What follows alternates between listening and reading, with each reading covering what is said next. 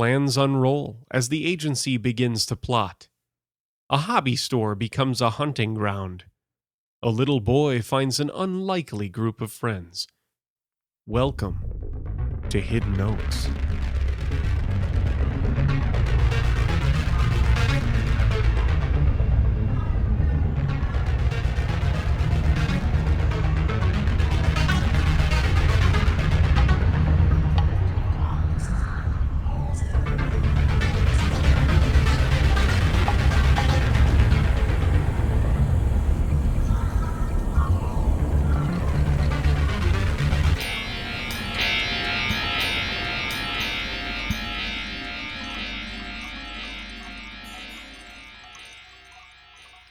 Sweep the leg.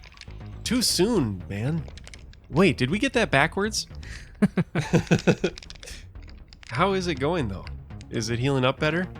Yeah, mainly it's just messed up that it feels like it's still there, and it gets itchy and stuff. They let me start prosthetic rehab, so this chair's days are numbered. Incoming! Oh, jump down! How have people been treating you at work? Fine, actually, they've been pretty great. Friedman's weird, but seems to know what he's doing. I guess we're all a little weird in the lab, huh? I had no idea they'd bring you in so fast.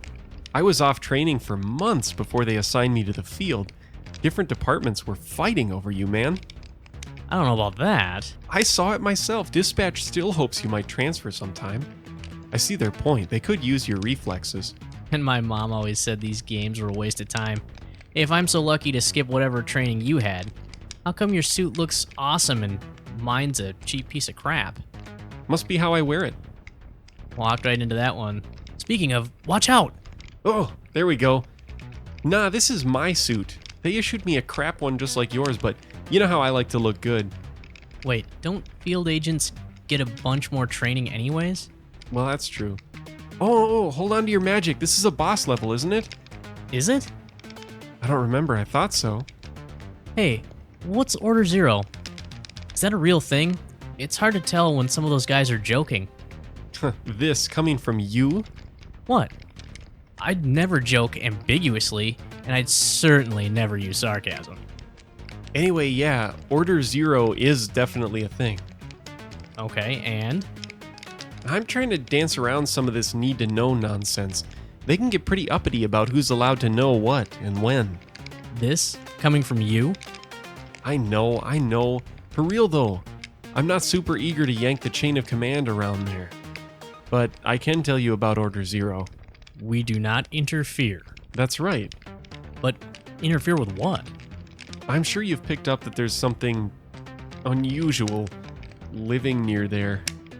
Living? That actually makes so much more sense. More sense than what?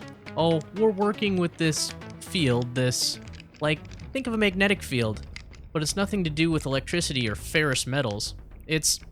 Actually, that's a terrible example. It's nothing like a magnetic field. It has these rhythms to it, but they're not uniform.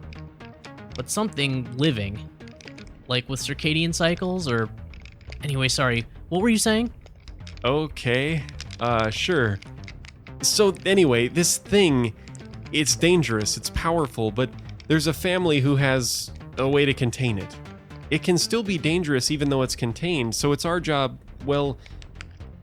The short story is that we need to let the family do their thing and keep containment, but we're not supposed to get directly involved. Can't say I follow, though that just might be... Uh-oh, you were right. Here comes the boss. What the... Where'd all your magic go? Gonna have to do this the old-fashioned way. Play some good old keep away. Oh, so this magnetic field of yours. Never mind. That was a bad analogy. Well, then I'll make a better one. Think of this thing and the family like two magnets pushing away from each other. We can help the family magnet line itself up and do what it needs to do, but we can't interfere with the magnetic forces themselves. We don't just jump in between with a magnetic shield. Okay, I think I get it. Only that's not what magnetic shields are. You can't put something in between two magnets and have their fields stop affecting each other. Really? But you could heat the magnet up until it's no longer a magnet. And now I can't tell if you're joking. I'm not. Magnets are weird. That's why I dropped the analogy. Oh, come on, die already! don't let it get off screen. Although, you can reshape magnetic fields. You're losing me. With the right alignment and material, I mean. No, I'm dead. Oh, sorry.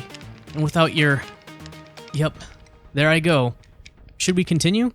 Sure. Hey, have you heard of Agent Crispin? I don't think so. Also, look at you remembering names. I remember because the guy who wrote IMAP is also named Crispin. IMAP as in email? Yeah. That's cool. Wait, Agent Crispin. I think I have heard of him. I think he's the guy that worked with Mattson back when he started. Mattson, he was your partner, right? Something like that, yeah. I don't suppose you can tell me what happened with him. Definitely not. Actually, Mattson passed down something Crispin used to say, I think. Some advice for new agents.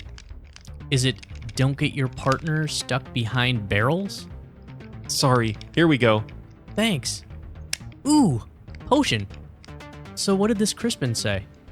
It was about how things can change suddenly. Something like, you can only handle what happens next if you let go of what happened before. Well, that's interesting. What did you hear about him? Nothing really. His name popped up when some of the guys were talking about Order Zero.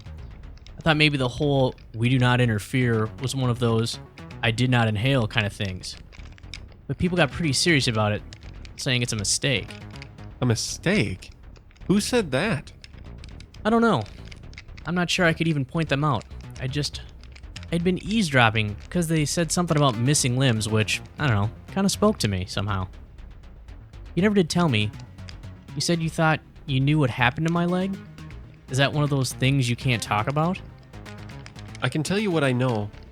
I was with a field team who handled a case where an old lady's leg was cut off with a wire, same as yours. This thing that's been contained. Well, Commander Mira thinks it's got some sort of servants out to collect different body parts. Agent Ousting was with me. He said he also knew about someone's arm getting torn off. A teenage girl. They said she bled to death. Jeez.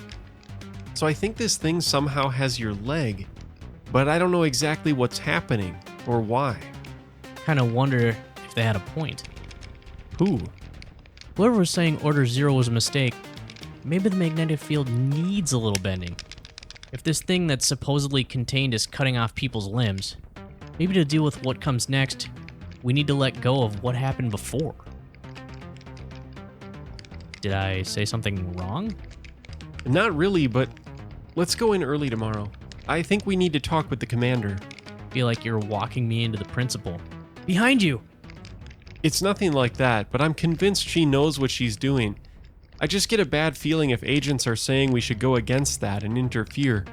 I've heard some pretty rough stories. As opposed to cheerful tales of dismemberment. Exactly.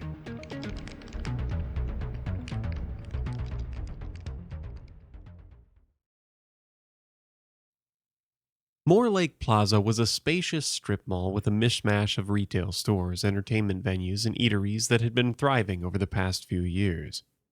After it had been built, other small strip malls in the area had begun to empty out and sit vacant. Those that had been on less busy streets didn't provide the traffic necessary to allow businesses to continue to afford their rent, and one by one, those shops would be replaced by empty storefronts and for lease signs and windows. Moore Lake Plaza was near an interstate junction and Central Avenue. There were parks nearby, such as the one around Moore Lake itself, just across the street.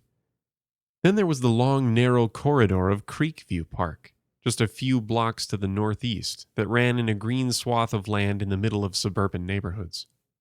The mall itself was big enough that 12 main storefronts were afforded, as well as areas of office space in the rear portions.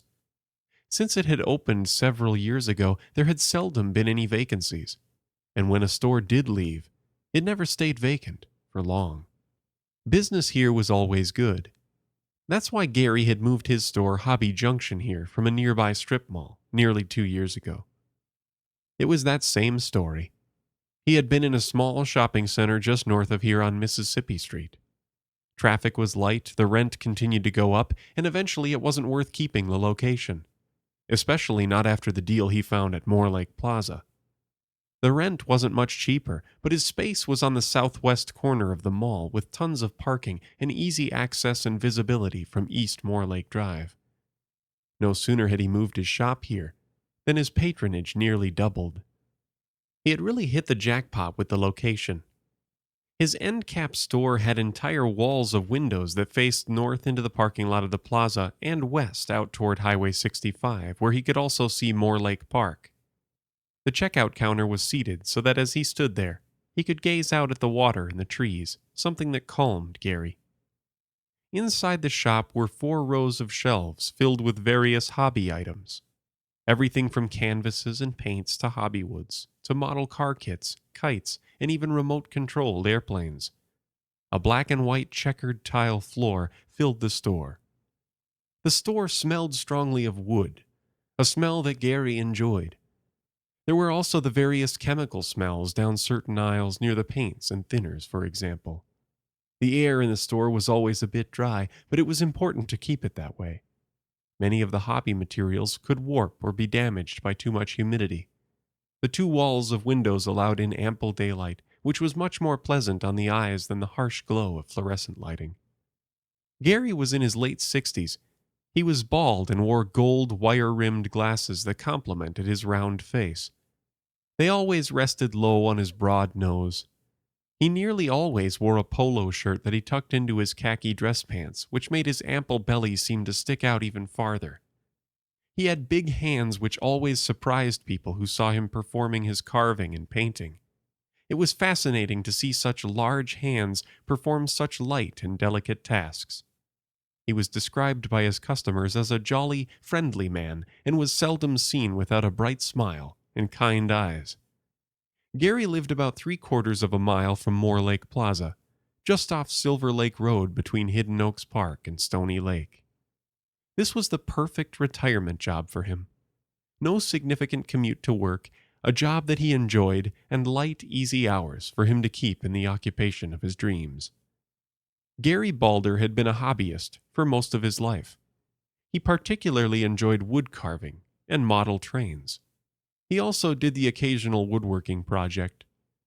In his career, what he had always thought of as his former life, he had been an engineer for the Control Data Corporation and spent most of his time working on mainframes and supercomputers. He didn't hate the work, but he also never really enjoyed it either. Not nearly as much as he enjoyed his time on weekends carving figurines and building his model trains and villages. When he finally retired and was able to start performing these hobbies more regularly, it wasn't long before he made the decision to realize his dream of creating a store where he could share these hobbies with others. The store was made up of several short aisles of different wood products, carving knives, paints, canvases, model car and plane kits, and anything else various hobbyists could imagine. Whenever he didn't have an item or material in stock, he was always happy to find exactly what a customer needed and make a special order for them. There were other things that he enjoyed about the shop, too, and the nature of his business. He loved sharing and facilitating the hobbies of others. More than that, he loved talking with the people who shopped at his store about their hobbies. He enjoyed seeing their faces light up as they told him about the new painting they were working on, or the new train station they had built, or showed him the duck they had carved out of a piece of burled maple. The joy that he was able to bring and share with his customers was all the profit he could ever dream of. He rarely worked late into the evening, most days closing up the shop by 6 p.m.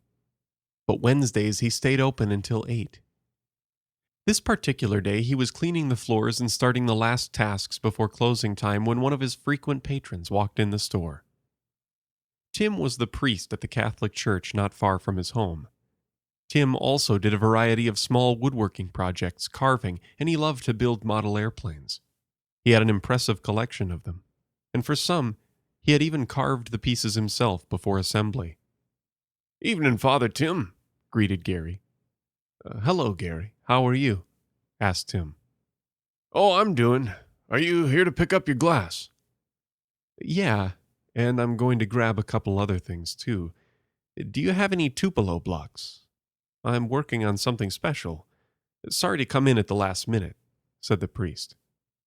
"Oh, it's fine, it's fine. You know where the carving blanks are at. They're right in the middle. Should be right next to the mahogany. I'll get your glass and be at the counter. You just holler at me if you need any help finding anything." "I should be okay, Gary. Thank you. I'll be quick." "Tim, take your time. It's no problem," said Gary, in his kind tone and with a friendly smile on his face and in his eyes. The two went about their business.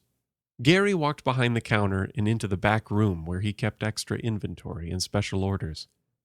He perused the shelves until he found the small pre-cut glass panes the priest had ordered for a series of shadow boxes that he was currently building. He hadn't told Gary what the shadow boxes were for, and Gary hadn't asked. But he was curious. People usually made shadow boxes for a specific purpose, to display something special. Family heirlooms, small antiques, meaningful mementos. And he was always curious what special items his customers were going to display. The details of people's hobbies fascinated Gary. Maybe he would ask the priest to show him after they were done. He was just re-entering the front of the store when a loud crash from one of the central aisles startled him. He set the glass gently but quickly on the counter and called out, "Are you okay, Tim?" He heard a grunt and the sound of small wood pieces falling on the hard floor as he walked to the end of the wood carving aisle to see if everything was all right. As he came around the corner of the aisle, he thought he saw a dark shape at the opposite end rush away out of the edge of his vision. However, he was too distracted by Father Witherow to see it clearly. The man was on his hands and knees, starting to rise. There were blocks of wood from nearby shelves on the ground around his feet. "I'm sorry, Gary, just clumsy. I tripped over my own feet and then tried to catch myself and spilled all this. I'll pick it up. I'm sorry. It's mostly the blocks I was going to buy anyway," said Tim, in an embarrassed chuckle. "It's okay, Tim. I'm the clumsiest guy around. I do it all the time. It only gets worse as you get older. You gotta be careful. The older you get, those falls will kill you." The two of them picked up the rest of the wood blocks, and Father Witherow replaced the pieces he wasn't planning to buy back in their respective places. Together they walked up to the counter. They chatted briefly about a few carving projects. Gary told Tim about a new grain elevator piece he was working on for his train village, and Tim mentioned a 1977 Beechcraft Bonanza airplane model he had just finished building, and how it had always been one of his favorite small aircraft because of its distinctive tail. Gary rung up the items and Tim paid for them. The priest gathered up his purchase, and the two said goodnight to one another. As Tim walked toward the front of the store, Gary began to bend down to pick up a quarter that he noticed lying on the floor. Just before his peripheral vision ducked below the counter, he caught a glimpse of that same dark streak jet across the corner of his eye, out in the store. He turned his head, and as quickly as an old man could, jerked himself upright, only to see Father Witherow violently trip forward. He stumbled on his feet and bent ahead of himself significantly, but managed to keep his balance and right himself just before the front door. He turned and looked back at Gary. His demeanor had changed and he looked nervous or afraid, though Gary wasn't quite able to put his finger on it. "Everything okay, Tim?" asked Gary. Yeah, I'll be okay. I'm just not too graceful today is all," replied the priest. He didn't look at Gary as he said it. His eyes were darting nervously around the shop, and he craned his neck to look down the aisles and into the back corners of the store. "You sure?" asked Gary, with his brow furrowed, the worry showing on his kind face. "Positive. I'll see you soon, Gary." "Careful not to fall and break that custom order glass. I'd feel bad. You already had to wait this long for it." With that, the priest turned and left the store in a hurry without another word, the motion sensor chime sounding as he did. Gary finished up tidying the shop. No other customers came in, and he decided to close a few minutes early. He locked the front door and turned down the shop lights. One row of them in the center of the store stayed on as a security measure. Once or twice as he moved around the store, he would catch the shadows moving in the corners of his eyes, in ways he wasn't used to. He pulled off his glasses and set them down on the counter. He rubbed his eyes and blinked a few times, then picked them back up and cleaned them with his shirt before putting them on again. Everything looked normal. He chalked it up to evening shadows in the dim store and got back to business. He had one item left to grab before heading out. Mark Fisher, the owner of Mr. Mark's Music next door, would ask Gary to purchase specialty woods for his instrument work from time to time, and an order had come in earlier that day. Gary didn't like to keep Mark waiting for things like this. He never liked to keep anyone waiting on their hobbies. The two were the same age and had been friends since childhood. It had been Mark that had told Gary about the storefront opening up next door to his. They always helped each other out. Mr. Mark, as his customers called him, was actually a luthier and an instrument repairman. Mr. Mark's Music was much more of an instrument repair shop than it was a music store, but people came in for all different kinds of things. In fact, a lot of his customers never really knew that Mark's business was always primarily intended to be for these repairs, instead of for lessons and instrument and music sales. But his favorite customers kept him working on projects. He always had a fine guitar, bass, cello, violin, mandolin, or banjo to tinker with. But even many of his dearest customers didn't know what Gary knew. And that was that Mark carved and built some of the finest stringed instruments in the nation. Across the country, Mark was well known in the luthier community. He would often stop over and chat with Mark before heading home for the evening, and tonight he could drop off his delivery too. Just as Gary entered the doorway of the back room, he froze as he heard the motion sensor in the front door chime yet again. Hadn't he just locked the door? He knew he had. Other than that, he didn't hear the door open or close either. He turned around and walked back in front of the counter to look at the door. No one was outside his shop. No cars were parked in his area of the lot either. He stepped toward the door and took a quick glance down each aisle. Nothing, no one. He checked the front door and sure enough, it was locked. He waved his hand down the door to see if he could get the chime to go off again, but it didn't. Someone would basically have to be pushed flat up against the door to set it off. He shook his head and walked back into the storeroom. He grabbed the bundle that was Mark's special woods and walked out through the back door. Mark had the rock stuck in the back door of his own shop, so Gary could just stick the toe of his shoe in it and open it up easily with his arms full. He called out to Mark, who answered him from the front of the store. Along the right wall on a raised platform sat Mr. Mark's workbench. It was an L shape of old, worn, handmade wooden workbenches that had traveled to multiple store locations with him. They told the stories of his craft. He would work there after the store was closed. All the lights in the shop were turned down except for the workbench lights. He would be stooped over his tables right in the front window of his shop, his own wire-rimmed glasses low down on his thin Roman nose. This is where Gary found him. "Special delivery for you, Mark," called Gary. "Yeah," replied Mark in his quiet and flat tone. "Yep, just came in earlier today. Where do you want 'em?" "Just set 'em over there by the register, doesn't matter," he said, waving his hand absently toward the checkout counter in the center of the store. He looked up at his old friend and groaned as he stood erect and straightened his back. Gary could hear the popping of his spine from across the room. "You've hunched like a candy cane as long as I've known you. I'm surprised you can still even stand up straight at all, old man," joked Gary. "How are you, Gare?" asked Mark. "I'm all right," responded Gary. "I'm tired. Slow day at the store." "Yeah, here too. I closed up early, but I'm going to stick around a while. I'm elbow deep in repairs right now." "What are you working on there?" "Oh, kid brought his dad's old mandolin in for a few things. I'm lowering the nut and redoing a few frets on there. It's beautiful. You should hear him play it when it's all back together." Gary stepped up and admired the instrument displayed under the multi-jointed swivel light on Mark's workbench. It was a beautifully carved mandolin with intricate scroll work on either side of the neck and body. It was stained a deep burgundy red in the center, which darkened out to nearly black around the outer edge of the body. Mark showed Gary what he had been working on and talked over what the purpose was of each of the repairs. Gary studied the instrument intently as Mark showed him the details of his hobby, his art, his love. As they gazed at the instrument, suddenly the workbench light flickered a few times and went out.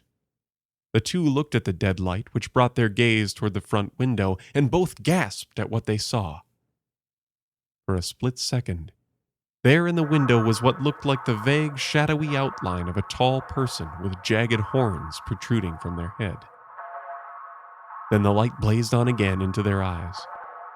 Mark looked at Gary, and then took a quick, wide step toward the front window and the L of the workbench. He grabbed hold of the workbench light and quickly cast its beam out of the window. There was nothing outside. From his vantage, he could see right down to the sidewalk. There was a scattering of what looked like old, fried chicken bones lying on the ground, but nothing else. Once he had cast the beam as far left and right as the arm would allow, and he was satisfied nothing was looking in at him from outside the shop, he brought the light back to the workbench. "You saw it too, right?" asked Mark. "Yeah, something kept catching my eye over at my shop too. Never really laid my eyes on it," replied Gary. "Probably just some damn kids causing trouble," grumbled Mark in his curmudgeonly way. They chatted for a few more minutes before saying goodnight to one another. Gary saw himself back out the rear of the shop. Mark usually stayed late working on his projects, but Gary needed to get heading home. Josephine would worry about him if he didn't show up soon at home, and he didn't like to worry her. The employee lot behind Moore Lake Plaza was a strip of asphalt about as wide as a city street, hemmed in from surrounding roads and homes by a thick row of Colorado blue spruce trees the city had planted when the construction first began. Store owners and workers would park their cars in angled rows just behind the building where they could enter and exit the backs of all the businesses. There were a few large dumpsters that the businesses all shared set at regular intervals along the back of the building. Gary's Honda was parked alongside the first one of these, just behind his own store. He opened his car door, but paused before getting in. He wondered again if he should check in on his shop. Something seemed a little weird. But then he dismissed the thought and slid into the driver's seat, closing the door behind him. He was just being tired. It's not like he had much cash in the register, and pretend shadows lurking around weren't going to steal anything anyway. Definitely not wood and model cars. He'd be back soon enough, tomorrow morning.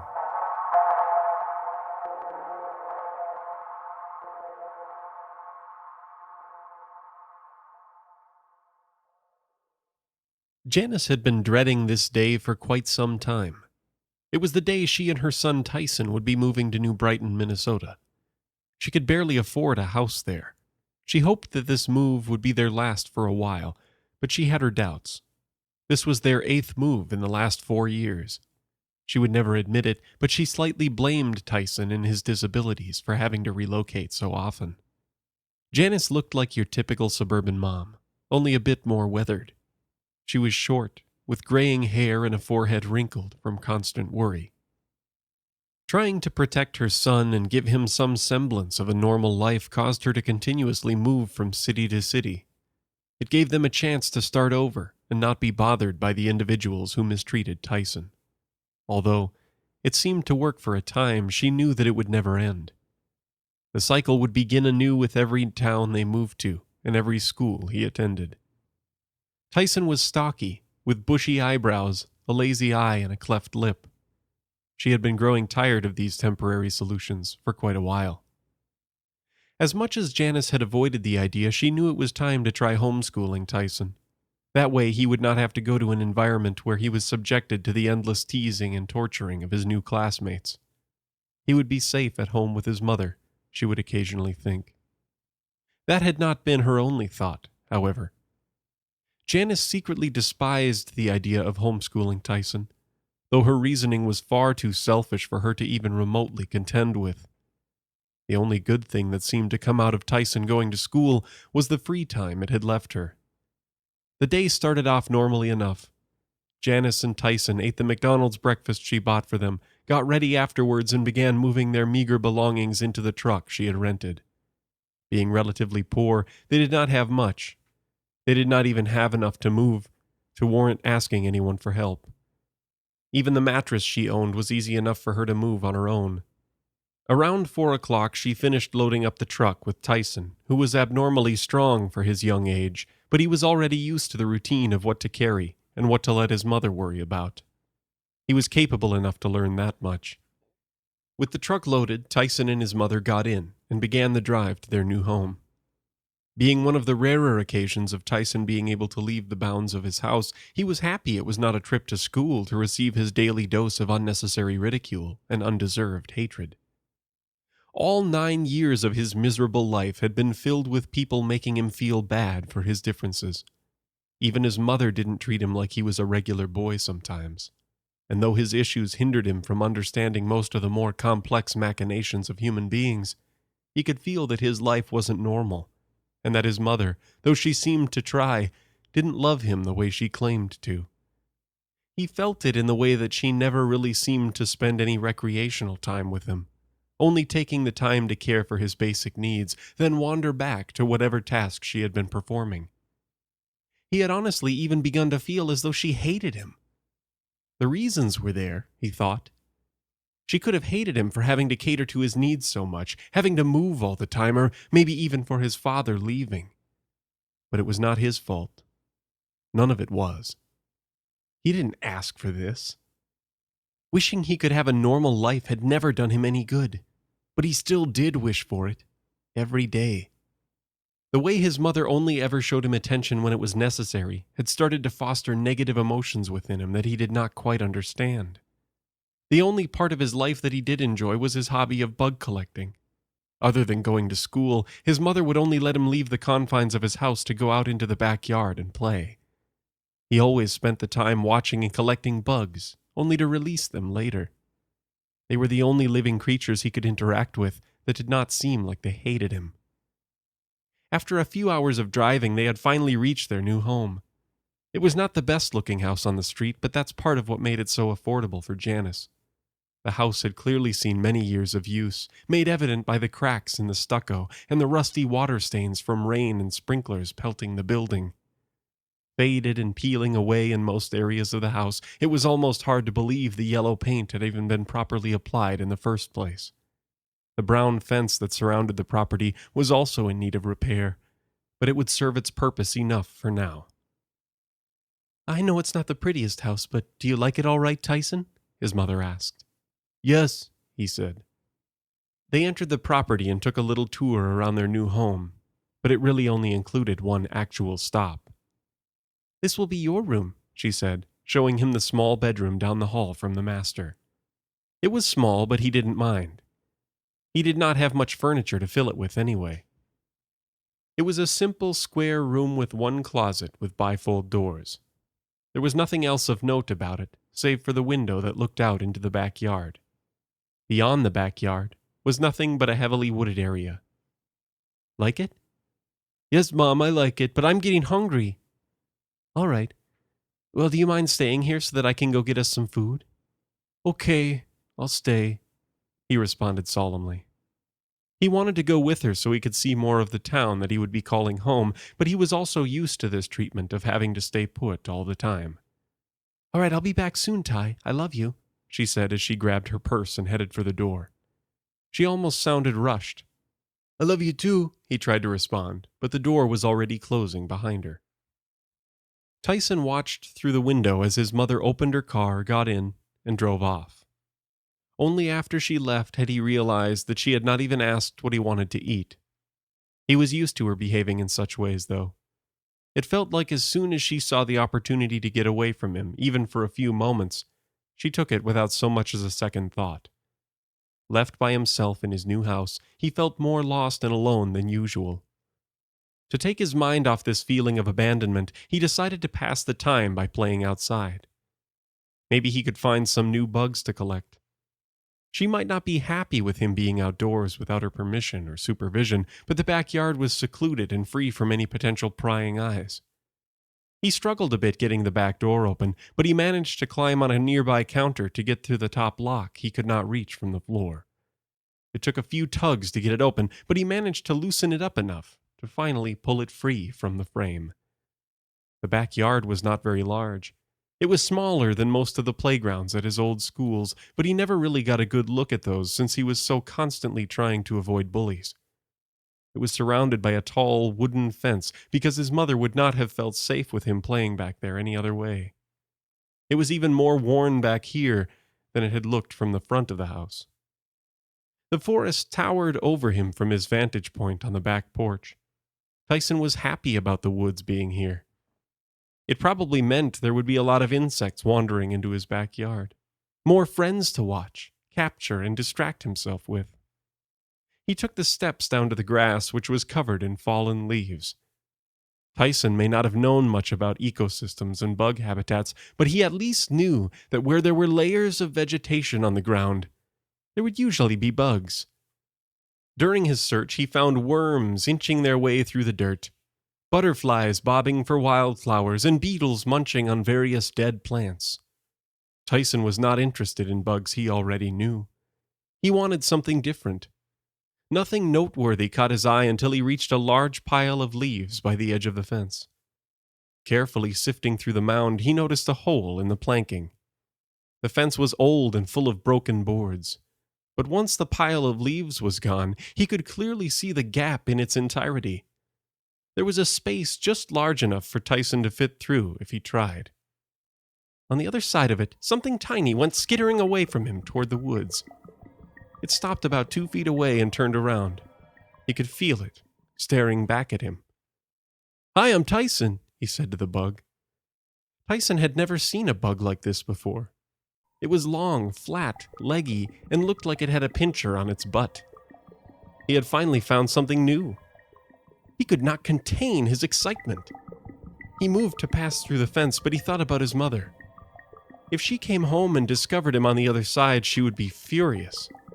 He did not want to relive last summer when he had done something similar, only to come home to police cars sitting in the driveway. He did not like being in trouble.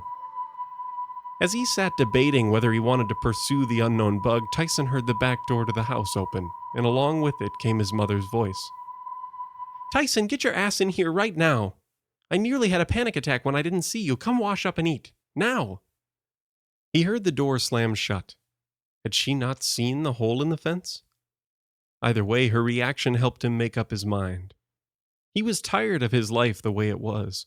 He wanted something different. He looked back at the other side of the fence and found that the bug had not moved. It still seemed to be watching him.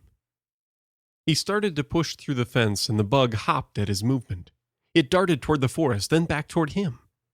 He got the feeling it wanted him to follow it, so he did. It ran in front of him, making its way over the roots along the ground. Tyson had to pay careful attention to where he was walking so that he did not trip or accidentally squash his tiny new friend. Back at home, Janice was furious with Tyson for not being in the house when she got back, and now he was taking far too long to come inside after she had just yelled at him to do so. He was never this unruly. She made her way to the back door to go fetch him again, but her heart sank when she opened it.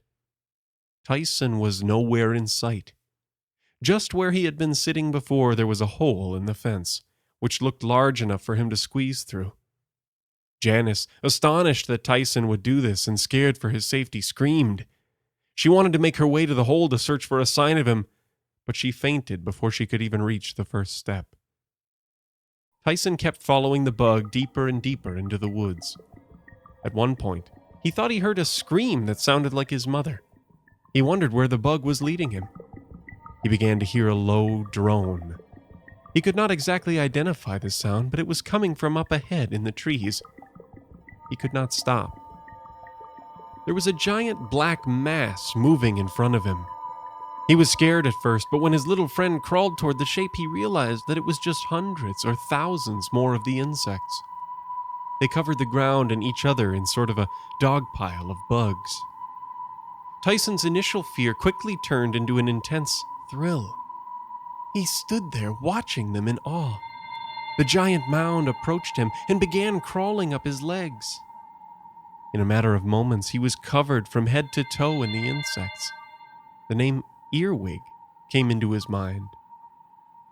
He didn't know why or how, but he suddenly understood that that's what these bugs were. The experience was incredible. The feeling of all those insects scuttling over him, their constantly moving legs brushed against his arm, hands, and head. It tickled all over, and he laughed and giggled more than he ever had in his life. He was so genuinely happy that he wondered if that was what heaven felt like. For a moment, he wanted nothing more than to share his experience and his joy with his mother. He had to go back home. As Tyson brushed his teeth before bed, he thought about the day's events. He had never lied to his mother before, but when he returned home and found her passed out on the back porch, he saw the opportunity to get away with having been in the woods without getting in much trouble. When she asked what had happened, he simply told her that she had seen the hole in the fence and passed out.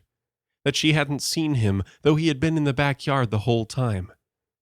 He told her about how he had tried to help her. She made a slight fuss about it, but their day continued as normal. He knew he couldn't tell her the truth of his little adventure. Tyson exited the bathroom and made his way to bed. He turned his light out to go to sleep, but felt movement on his pillow when he laid his head down. In the dimness of the moonlight streaming in through his window, he could see that the earwig from earlier had returned and was sitting on his pillow. "Okay, maybe just for a little," he chuckled. Tyson picked up the earwig and made his way to his closet, turning his room light back on in the process. Pulling the doors open, he sat on the floor and waited. From the closet, the hundreds of earwigs from the woods came pouring out in a solid black wave of living matter. They surrounded and engulfed him, covering him in what looked like pitch-black armor. Tyson, looking in the mirror at the back of his closet, suddenly remembered a story his mother used to tell him. Something about black armor and the name Rain. He couldn't remember the details, but that didn't stop him from making up his own version to tell his new earwig friends. As he spoke, they nestled in his hair, shuffled along his arms and lap, and surrounded him on the floor, eager to listen to his tale. Tyson had never had friends before, and he had never been happier. He loved his new home.